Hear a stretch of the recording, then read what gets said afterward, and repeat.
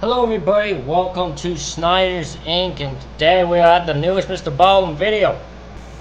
It's an actual video, so you're gonna see it, and it is called A Photo So Evil It Was Never Meant to Be Seen. I have known nothing about this. We're gonna get right into this, ladies. Jump, hit the like button, hit the subscribe button, comment, stick down below, let's go. Today, I'm going to share 3 progressively more unbelievable stories, and at the end of each of them, I will share the famous photo or photos that are associated with them. But before we get into those stories, if you're a fan of the strange... So this is the 3-story one. Oh, okay, this is even better. 3 stories. We get it here, yeah. dark and mysterious, delivered in story format, then you come to the right place because that's all we do, and we upload once a week. So, if that's of interest to you, please unpair all of the Bluetooth devices connected to the like button's phone. Also, please subscribe to our channel and turn on all notifications so you don't miss any of our weekly uploads. Okay, let's get into today's stories.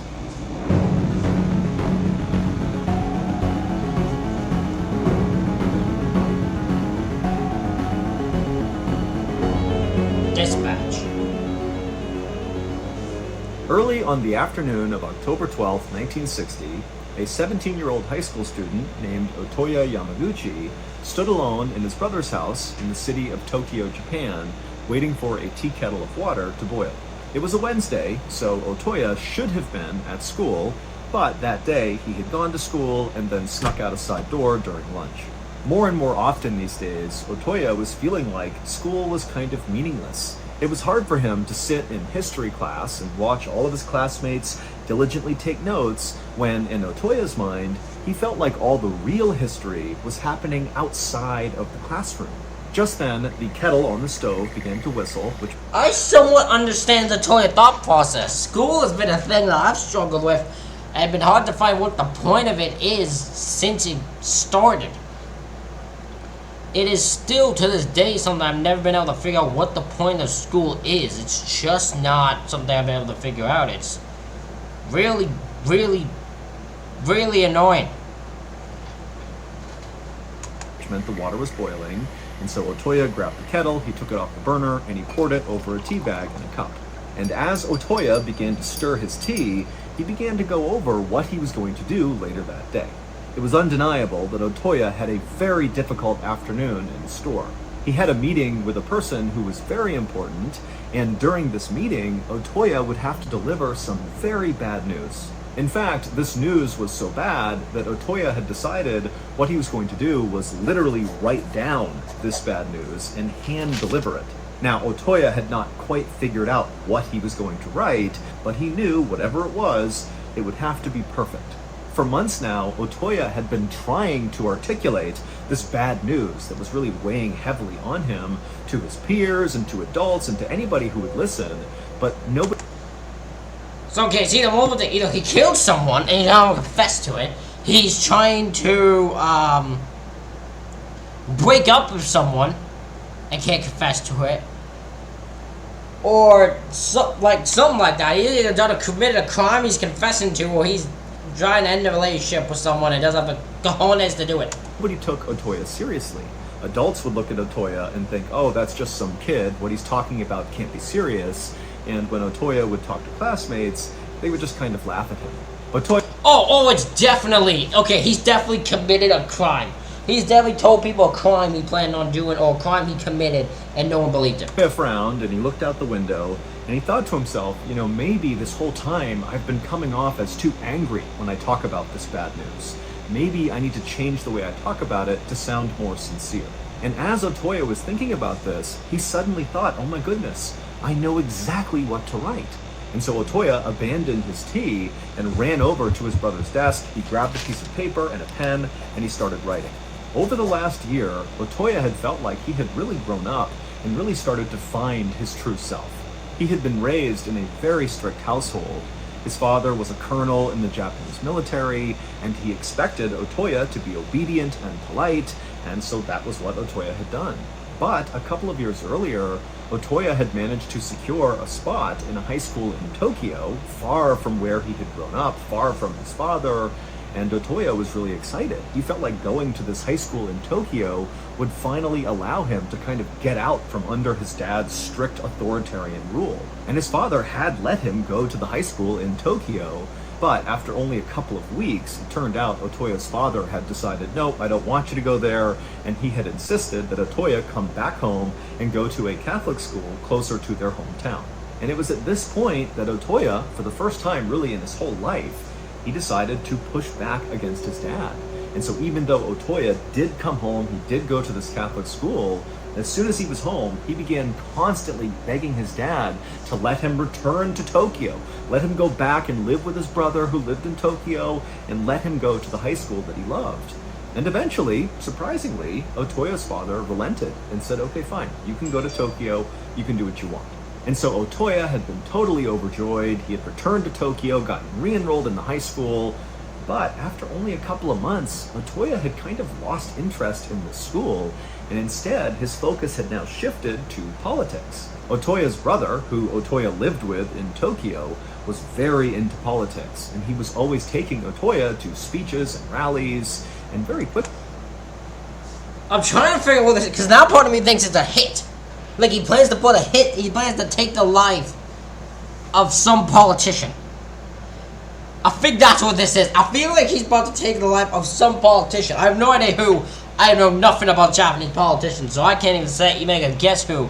But he's about to take the life of some Japanese politician that he don't like. Quickly, Otoya had gotten into it. And eventually, Otoya began to think that his purpose in life was in politics. And he just didn't like the idea of having to wait until he graduated from high school to pursue that career ambition. But when Otoya brought these ambitions up to anyone who would listen, no one took him seriously. They looked at him as a skinny, scrawny, kind of meek little guy who was not going to make a difference in the world. But Otoya begged to differ. By now, Otoya was almost done with this note he was writing, and so he looked up and he checked the clock. He saw it was 2 p.m., which meant he really needed to get going soon. He was going to go to a political debate at the Hibiya Public Hall in downtown Tokyo, and the very important person he was going to meet and deliver this bad news to was going to be at this debate. Otoya took one more look down at the note he had just written, and he read it over a couple of times, and he realized he was missing one more line at the bottom. And so he leaned down and he wrote, quote, "I can't forgive you." Feeling like he was done, he folded up the note, put it in his pocket. He stood up, he grabbed his school uniform jacket and put it on, and then he grabbed this package that he had got from his father's house and put it under his arm, and then he headed out the front door. Otoya always loved the walk downtown. The hall where this debate was going to take place was near the Imperial Palace, and it was this big, imposing building with a terracotta and stone facade that always inspired Otoya every time he saw it. When Otoya arrived at the hall, he saw loads of people streaming in through the front doors for this debate, and so Otoya joined them and made his way inside, and he moved towards the back of the auditorium, and then he began scanning the audience. And he saw there was at least 2,000 people inside, happily chatting and laughing and waiting for this thing to start.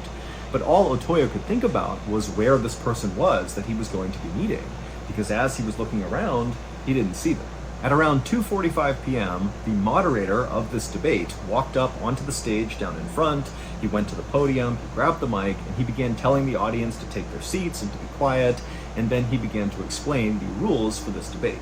Otoya, at this point, was really only half listening because he was still looking all around the inside of this hall for this person he was going to meet. You know, where are they? They're not here. 15 minutes later, at around 3 p.m., the moderator left the podium and a new speaker came out on stage. He was a politician named Inajiro Asanuma, and he was the chairman of the Japan Socialist Party.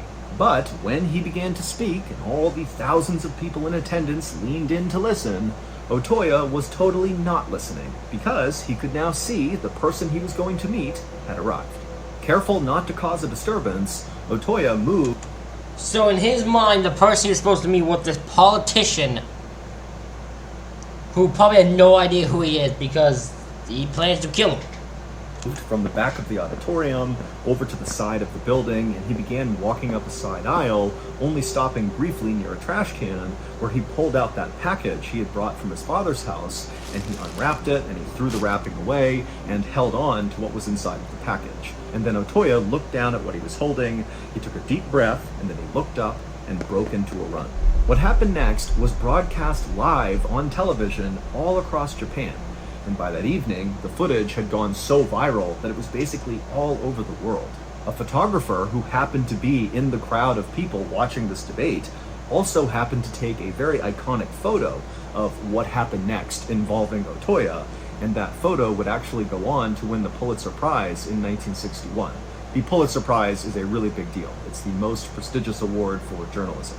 It would turn out the very important person that Otoya was supposed to meet inside of this hall during this debate was in fact the speaker on stage at 3 p.m., Inajiro Asanuma, the chairman of the Japan Socialist Party.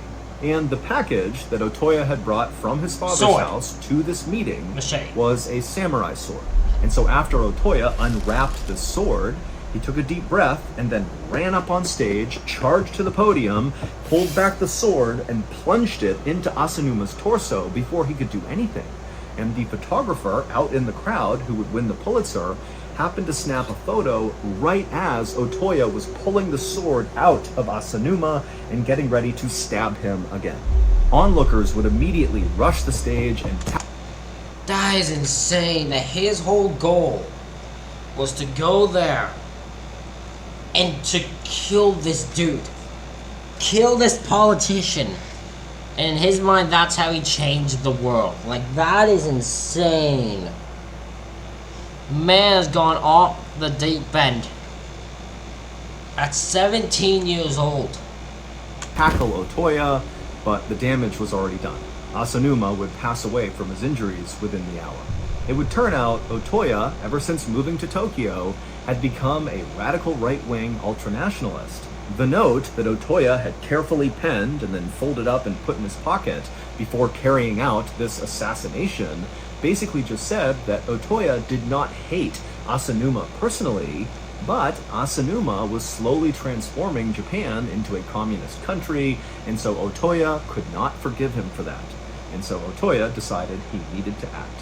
Otoya was immediately arrested, but 2 weeks later, while he was in prison, he would take his own life.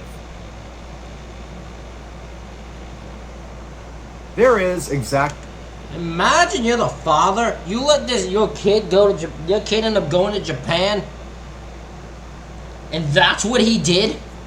Could you imagine you're the father? He was in the military too.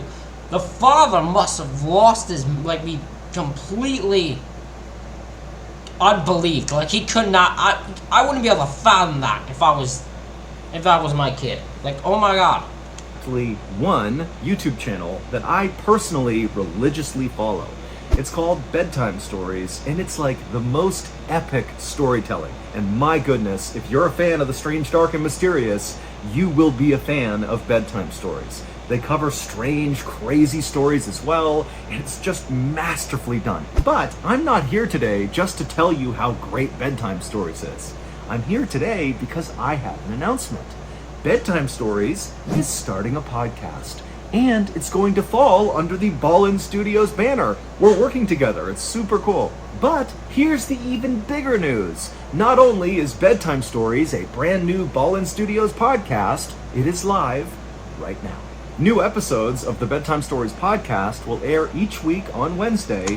Well, I'm not gonna listen. I can't say that about podcasts, but thank you for giving me another video, another story to react to, another channel to react to, MrBallen. I actually appreciate that. I'm good, because I'll definitely check them out. I usually was gonna skip this, but the intro thing, but it's not a thing. It's just an announcement from him, and I had to hear what it is. But right now, the first 3 episodes of the podcast are available wherever you get your podcasts. So go and mule kick the Bedtime Stories follow button right in the solar plexus and get hooked on them just like I did. But first, check out this clip from the trailer for Bedtime Stories. Turn off the lights, get into bed, and turn up the volume. It's time for a creepy bedtime story. From Ballen Studios, welcome to Bedtime Stories, a new weekly show that will truly immerse you in a strange, dark and mysterious world and haunt your dreams. We'll bring you true stories from around the world, from the paranormal to the supernatural, unsolved mysteries, strange deaths, cryptids, and the most disturbing of true crime, all told in a unique and bone-chilling way. New episodes every Wednesday. Follow Bedtime Stories wherever. Oh, I am 100%. If you have that voice, I am 100% reacting to your channel, Mr. Bedtime Stories. I hope you're okay with that, hopefully, but I am so in on this. You get your podcasts.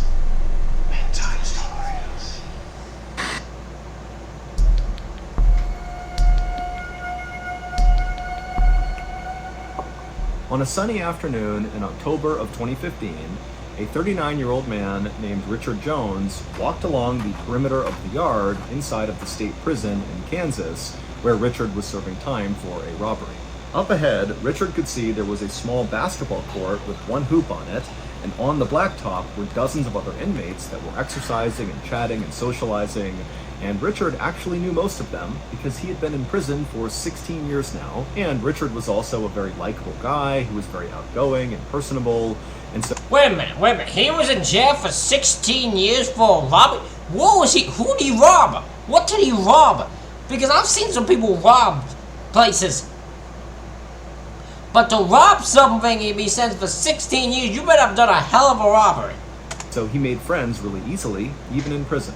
And so as Richard continued his walk in the direction of the basketball court, he saw one of the guys on the blacktop broke free from the group and began moving towards Richard. And Richard immediately recognized who it was. It was his good friend, Steve. And Richard was about to give him a friendly wave when he noticed Steve looked really mad.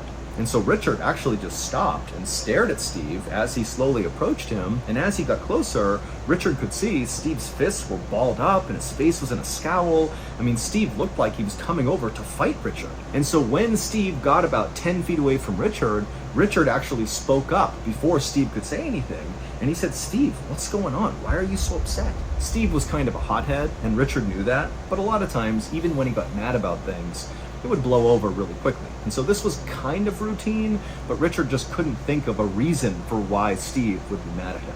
And so Steve walks right up to Richard and he goes, "Oh, so now you want to talk to me?" Richard was immediately confused and kind of turned his head sideways and was like, "What?"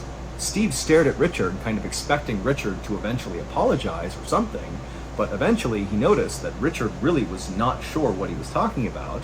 And so Steve was like, "This morning, I went up to you at the cafeteria line, I tried to talk to you, and you completely blew me off and walked away in front of a big group of people. That really embarrassed me and made me look bad." And Richard was like, "I have no idea what you're talking about.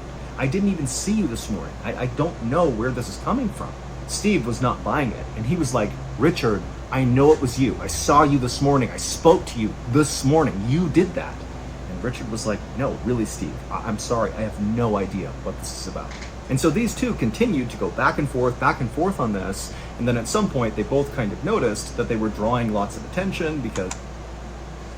I want to know how to react here. How do you react if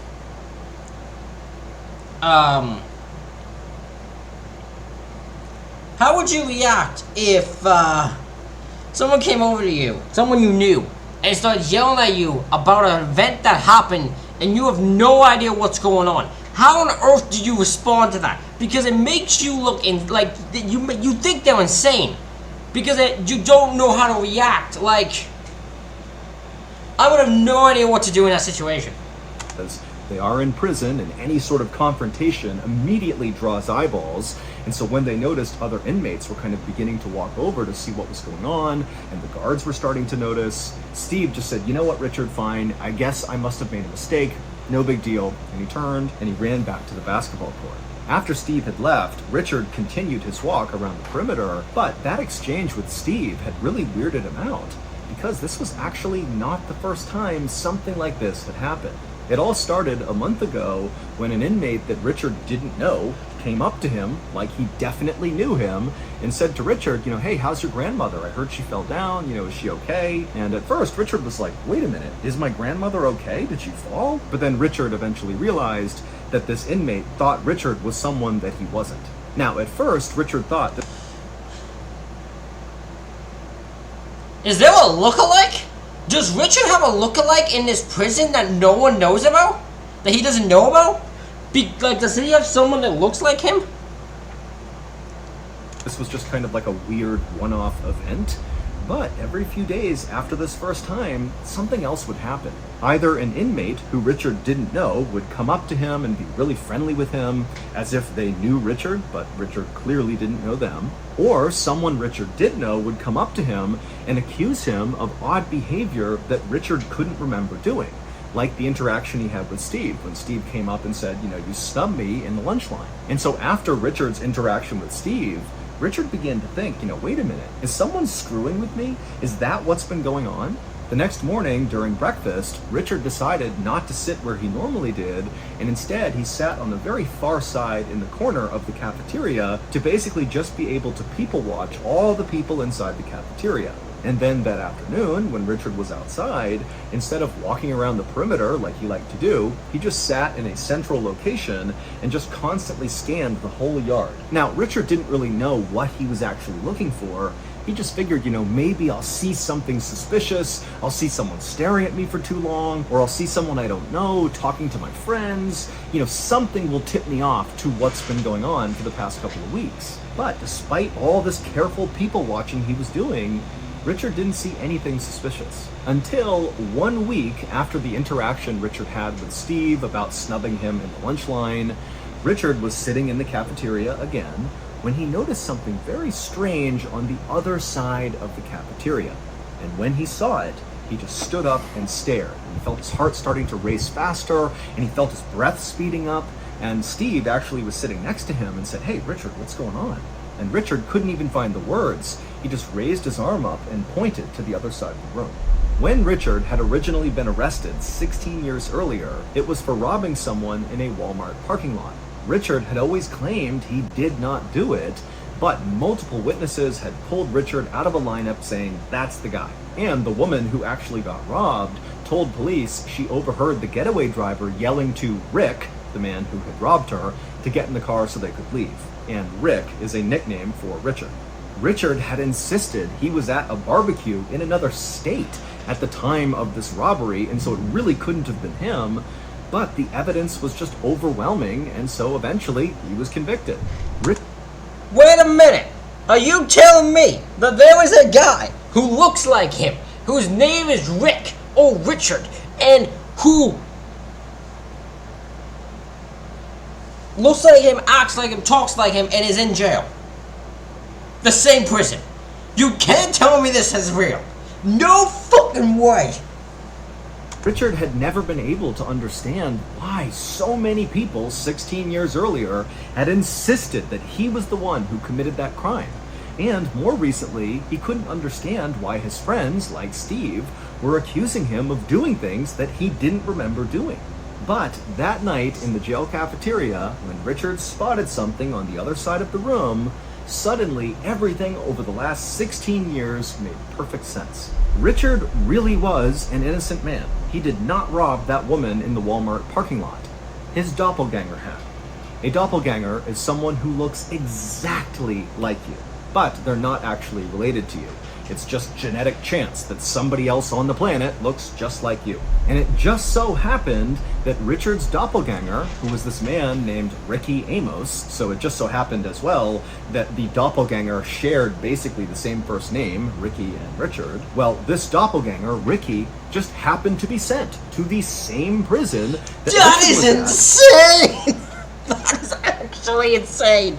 The same doppelganger, looks just like him, has almost the same name as him, is sent to the same prison as him, and now that's why. And now they. Oh my god!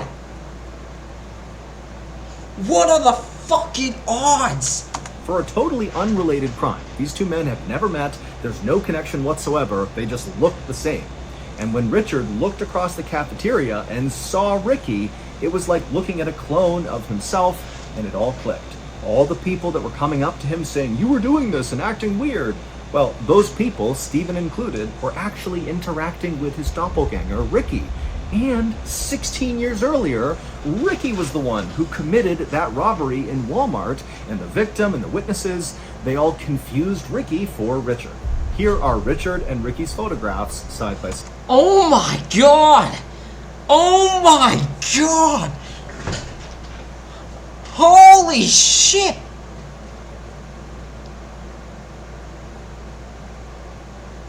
That is insane! That is... Look at that! That is identical to its very core! Oh my god! Once a judge was made aware of this situation and saw the two photos side by side, he knew the police had made a mistake. Even the prosecutor who had tried Richard in the robbery case supported his release. Richard was freed in 2017 and got a $1 million settlement from the state. As for the doppelganger, Ricky Amos, he was never actually tried for the robbery 16 years earlier because by the time they figured out he was the robber, the case was too old to try. I cannot believe this. Those two are... That is too fucking insane. Those two look so much alike that that is terrifying.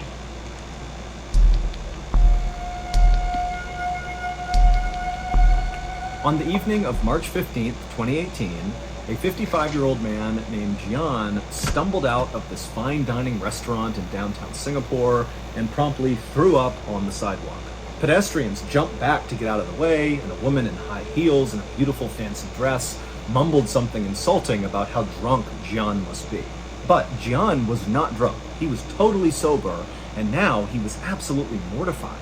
Gian was actually a businessman who was attempting to impress his clients at dinner, but as he had been sitting at the table with his clients, he had started to feel this pressure in his chest that became so intense that at some point he just had to get up and run outside and vomit. And so after Gian had stood up and wiped his mouth, he thought, now that he had been sick and thrown up, that he would feel better. But as he was standing there, he noticed the pressure in his chest had not been relieved at all. And so, as much as Gian wanted to stick around and talk more with his clients, he felt like the only thing he could do now was to go in and politely excuse himself for the rest of the night and just go home and sleep off whatever was going on with him. But when Gian went back into the restaurant and was actually back at his table, before he could even say a sentence to his clients explaining the situation, he was turning around and running back outside and vomiting on the street again. At this point, Gian knew something was definitely wrong, and so he didn't have time to tell his clients what was going on. He just needed to get to a hospital, and so he sprinted across the street, got in his car, and began driving. When he got to the hospital, he was so scared about what was happening to him that he actually parked his car crooked in the spot and left his door open as he sprinted towards the emergency room. And then once he was inside the hospital, he ran up to the receptionist and tried to tell them what was going on, but he literally couldn't speak. And then he just collapsed in a chair right nearby. Now, the hospital was extremely busy, but all the nurses could tell whatever was going on with this man, it could not wait. And so they ran over to him, they lifted him up, they put him on a stretcher, and they wheeled him into a private exam room. And then once he was in there, they began taking his vitals, and also they began assessing him, looking for some sort of trauma on the outside of his body that could explain what was going on with him, but they couldn't find anything. And so after they were sure that Gian was stable, he was breathing okay, his heart rate was okay, he just couldn't speak, but he was going to be okay, the team decided that the next thing they should do would be to give him a CT scan. A CT scan is a specialized type of imaging that can show what's going on inside someone's body. It's like a really detailed X-ray. And after they gave Gian a CT scan, his results were baffling. There was this solid, fairly large, white object that was lodged at the base of Gian's esophagus. Your esophagus sits below your throat and above your stomach. It's basically the tube that food goes through to get to your stomach. But whatever was stuck inside of Gian's esophagus was not something that looked like food. It actually kind of looked like a human hand. Now, the doctors had no idea what this thing was, and you gotta remember that they really don't have much information here. All they know is this middle-aged guy who's dressed really well has come running into the hospital, he can't speak, and he's collapsed. And here we are, he has this obstruction in his esophagus. And so even though the doctors really had no idea what they were dealing with, what they knew is they had to get this foreign object out of Gian. So they wheeled Gian into the operating room for emergency surgery, and then at some point a doctor came in with this long skinny tube that had a camera at the top of it. Their first step for this operation was putting this camera down into Gian to see what this thing was that was stuck inside of his esophagus. And so after Gian was prepped for surgery, the doctor with this camera began snaking it down Gian's throat until finally the camera could actually see this white object in his esophagus. And when the camera revealed what this thing was, the entire medical team in the operating room just gasped. They could not believe what they were looking at. To understand what they were looking at, that's not a visual I needed to see today of that man's esophagus, but alrighty, what a look. we have to go back several hours. That night, Gian had decided he really wanted to impress his wealthy clients. And so he had decided to take them to this very special restaurant that none of them had been to, and he wanted them to try a very special and very rare dish that this restaurant sold. It was called sanakji. Sanakji is a Korean delicacy that is very popular in certain circles, but it's also very dangerous. Every year in South Korea, at least 6 people die from eating sanakji because I know 6 people isn't that much really, like in the straight fairness. Like if you went to me, it's like, of all the people in Korea, 6 people a year die from this. I'm like, okay, 6 people, like more than 6 people die in general a day, so 6 people die in a year from this isn't that big. Sanakji is just a living octopus. You literally eat the octopus as it's moving around, and the risk of it getting stuck in your throat is pretty high. And so as Gian is trying to eat this living octopus, the octopus decided it didn't want to be eaten, and so it flailed its tentacles around, and finally its suckers lodged onto his esophagus, and that's where it stopped. Now, we don't know how long this octopus remained alive inside of Gian's esophagus, but we know it was alive at least for a little bit, because after Gian managed to swallow it down, it kept wriggling around and grabbing and trying to escape, and that's what created that intense pressure in Gian's chest and kept causing him to go vomit. And so when the doctors put that camera down Gian's throat, they saw a whole octopus. The octopus was removed from Gian's esophagus, and 2 days later, Gian was discharged, fully recovered. It's unclear if Gian ever tried sanakji again. No, he better have not have! Why is this a meal? Why is this a thing where you just eat a whole octopus? That is not a thing you should be eating. You should never eat that. That sounds fucked up. What is wrong with you? What's wrong with people? What the fuck? What the hell? I'm not saying he deserved that, but he deserved that at the same time. He had to learn why you don't eat a fucking living octopus. That just...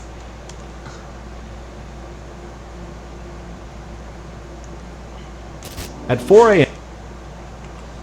Alrighty, ladies and gentlemen, that is it for this reaction video. Let me know what you think in the comments. Hit the like button, hit the subscribe button. Thank you all for watching. I'll see you all for the next one.